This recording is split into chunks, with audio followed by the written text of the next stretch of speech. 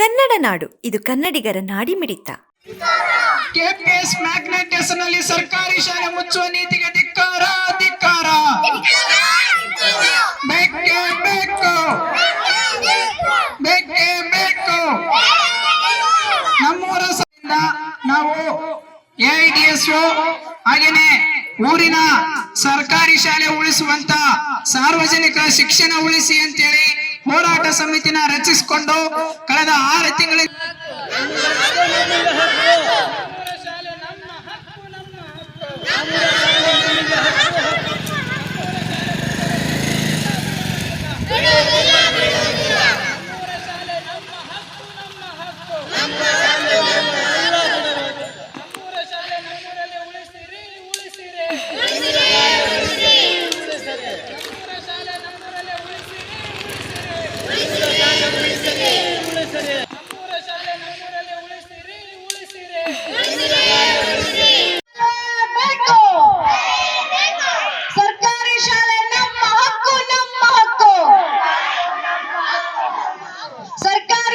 ಸಮಗ್ರ ಸುದ್ದಿಗಳಿಗಾಗಿ ತಪ್ಪದೆ ನೋಡಿ ಕನ್ನಡ ನಾಡು ವಾಹಿನಿ.